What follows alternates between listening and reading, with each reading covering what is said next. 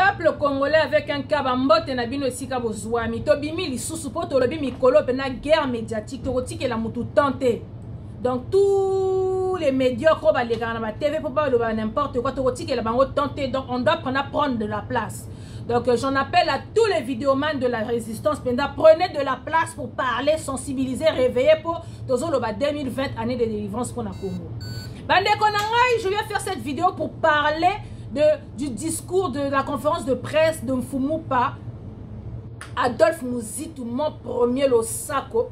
Respect et sika ozwami. Bandeko balobi soko moni ndoki belela. Ya mwana biso pe toye ko belela. Je viens parler au leader de la Mouka, il y en a deux dedans. Donc, on a détaillé moko na moko. Na lobby boy. Makambu Adolphe Muzitu wa lobby, ça concerne tout le monde. Et ça makambu biso no sunto lobaka. Adolphe Muzitu, il a lancé un message fort, message obiso ba résistant, obiso to lukaka, ba leader ba loba. De l'homme mutu moko à lobby ango. Et il faut appuyer.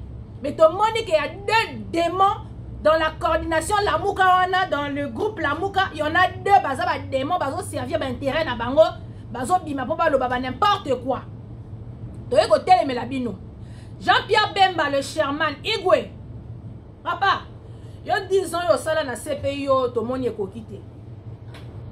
Vous n'en avez pas marre de trahir ce pays? Vous n'en avez pas marre de trahir cette patrie? Toi, tu vas trahir les Congolais combien de fois? 2006, on a gagné l'élection qui n'a qui accepter l'inacceptable qu'on a et pas Kabibi China Rambo. Si Kabibi a bête si tu t'es retrouvé 10 ans à la CPI, tu vas encore trahir les Congolais? Bah, ça qui est en coordination à la Mouka Awa. Qu'est-ce que tu as fait pendant 3 mois? Hein? Qu'est-ce que tu as fait pendant 3 mois? À part aller réclamer comment on appelle ça, l'héritage à Papa Nabino. Et pourtant tu as amassé des millions pendant que tu étais politicien. Tu en as amassé des millions.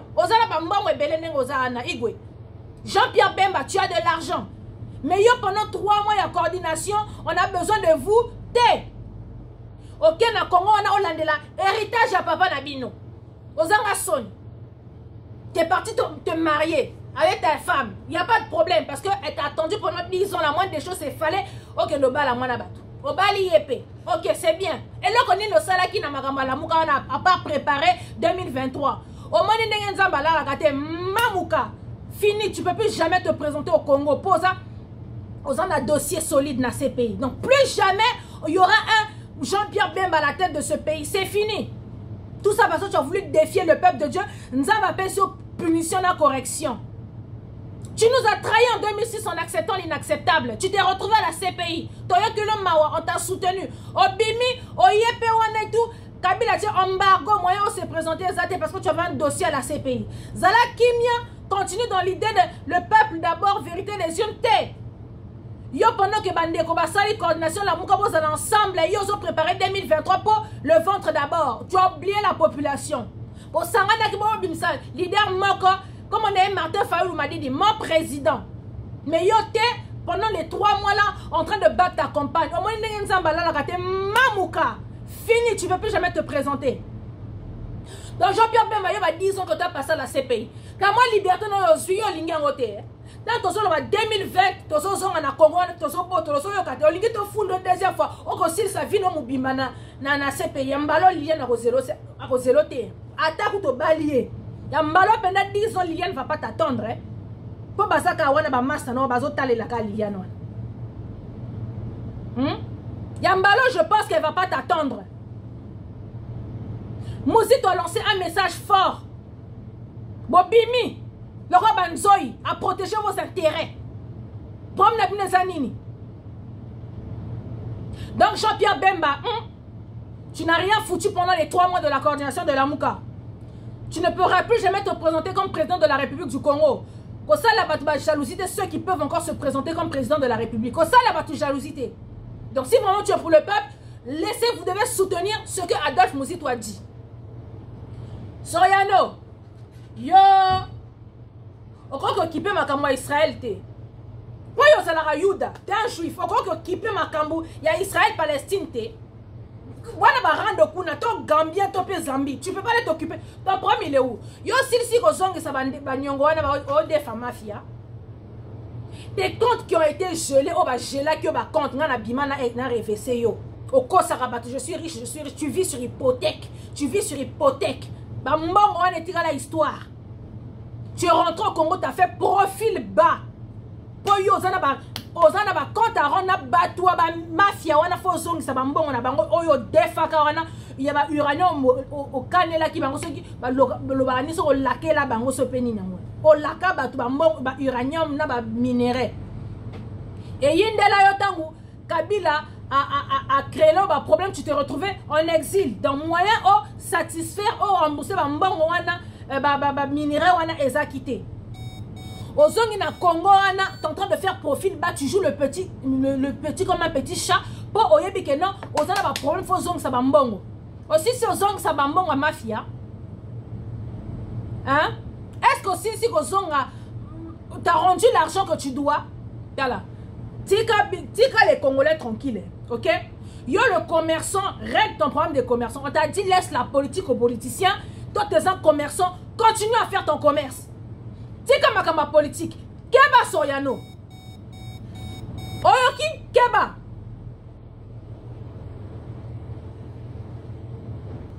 Soyano Keba toyebisio Keba. Ce que nous disons tout haut, tout bas, c'est ce que Adolphe Mouzitou il a pris ses responsabilités et à lobby. Namone Belé, baso condamné Adolphe Mouzitou lui aussi quand il était avec Kabila à Salanini. Hey, celui qui n'a jamais péché puisse lui jeter la première pierre. Na 15% d'abino maboko pembe, lui aussi il est parti pécher, non? Le problème c'est pas que Azalaki, le problème c'est de changer. Au moins Adolphe il a changé. À mon avis qu'il était là-bas à l'époque.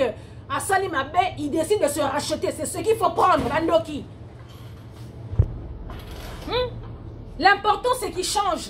L'important, c'est qu'il se soit rendu compte que non. Et si Katozala Kamabé, besoin de juger pour Annie. Lui, au moins, il a décidé de changer. Pendant que les autres changent, même si que quand on a Bouzoba.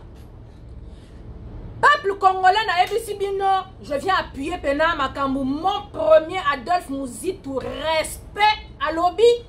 Il a appelé un chat par un chat. Bandeko, Mouzitou lobby boy. Faut déclarer guerre na Rwanda. Ce petit pays qui est en train de nous foutre la haine depuis le début de l'année, depuis la nuit des temps. Dans ce petit pays-là, le Rwanda et l'Ouganda, à lobby, faut déclarer la guerre et puis il faut les annexer au Congo. Par contre, pour annexer Rwanda na Congo, en tout cas, Mouzitou on a d'accord. Tu n'as pas ça, Rwanda, va annexer na Congo. On a tout l'ignote. On a peine à revoir, mais qu'on déclare guerre, on a des makambo. Donc, le message il est clair. Rwanda binona bisoran de bandits. Donc, bandeko, donc vraiment, le message il est clair. Banakin, Tolobi 2020, année de délivrance.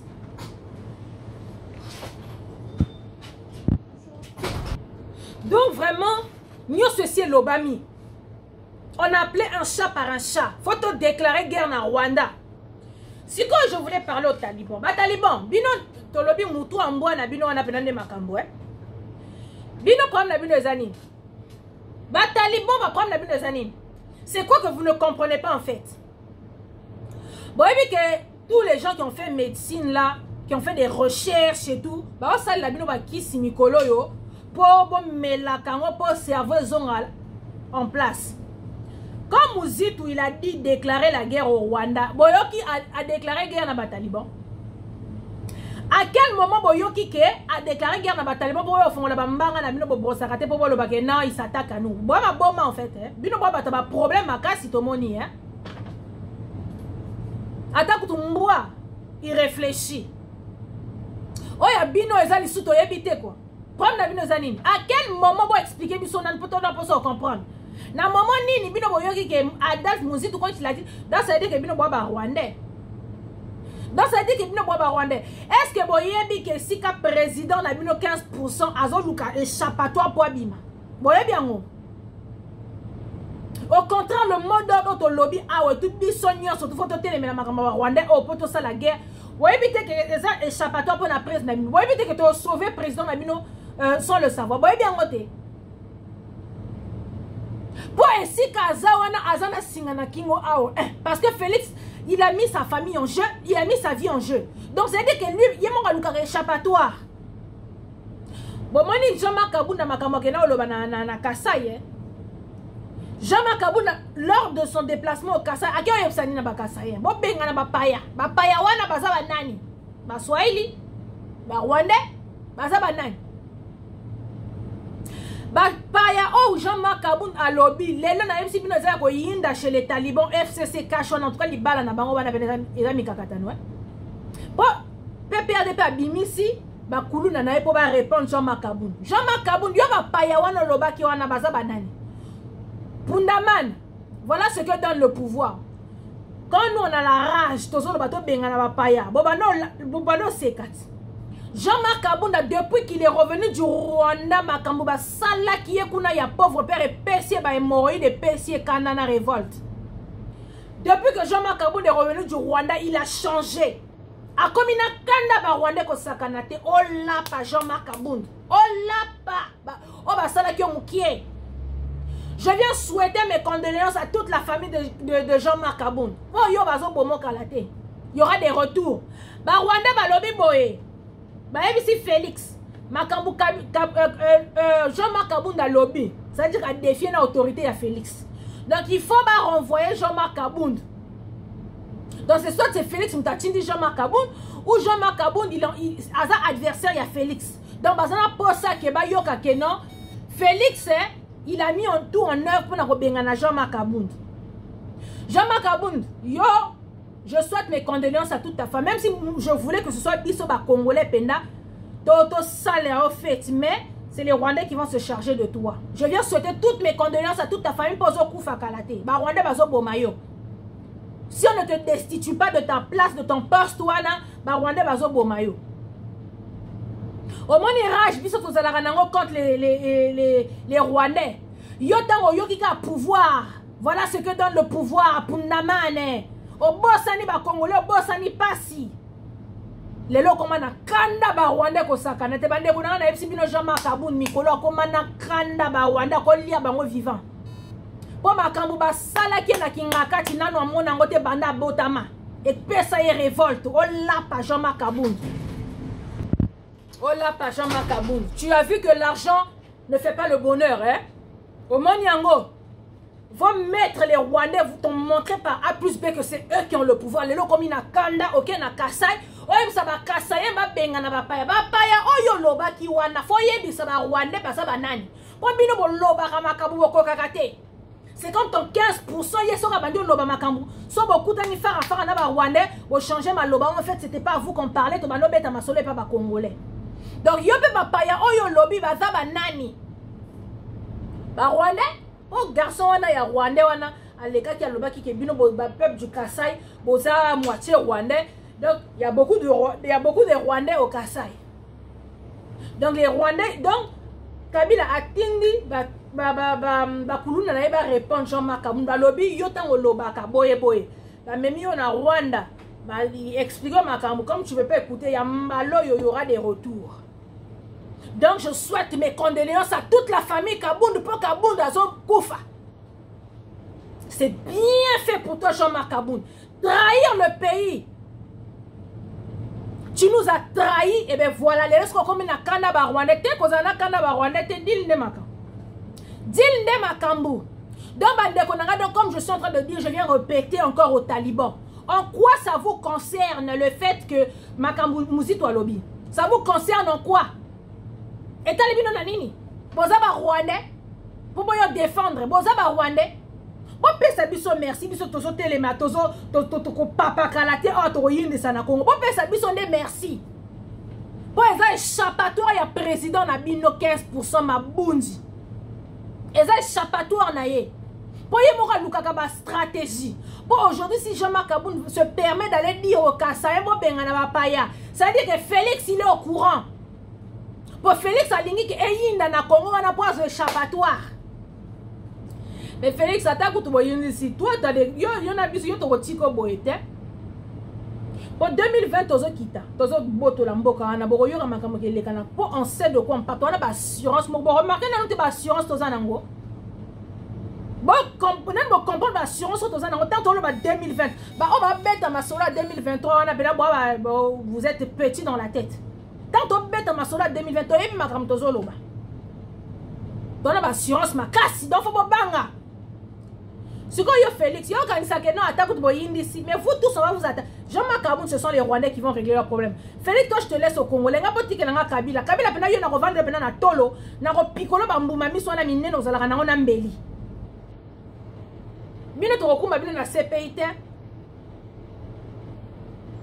To kokuma bino na CPIT. Félix, au moins, avec tes grosses joues, il ne faut pas paponner ma mata, 1, 2, 3, sur tes grosses, il ne faut pas paponner ma mata pour que ça rentre dans le cerveau parce que tu raté. Après, ma Congolais, mais il faut dire ma mata sur les matins, il faut te conditionner ma matin, ma yamine, oh, et comme il bouge.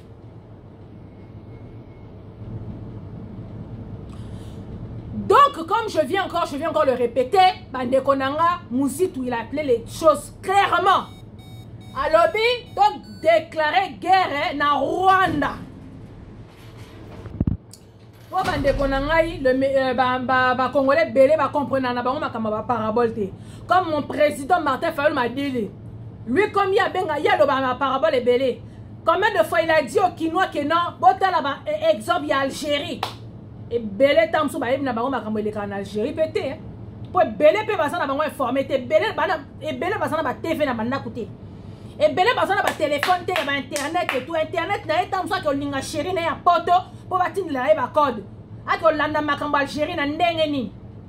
Comme Martin Fayulu dit, regardez vos amis des trucs du Burkina Faso et belé balanda raté. Donc tant bozo beta masula ba parabole ba lingité. Il faut appeler les choses ça par ça. Yangwana pena Adolphe Muzitu Mfumu pa alobi faut te déclarer guerre na Rwanda. Donc message obiso ba résistant bando zela ke ba leader politique wana ba loba lelo Adolphe alobi yango yangwana to soya ko appuyer et puis to kebi sa Soriano na Jean-Pierre Bemba. Donc yangwana to eko kebi sa bango ba keba Soriano yo mo yebi que ça pète au Congo moyen son que ça va uranium na ezate ba mbongo zo defa na mafia ezate yangwana zo ningo contrer keba Soriano. Donc, en tout cas, Soriano Keba. Keba Soriano. Donc, qui peine, donc pendant que tu as encore le temps, Salambangu, il y a des minéraux, il y a des mafia, mafia, faut pas bomber la biso yo.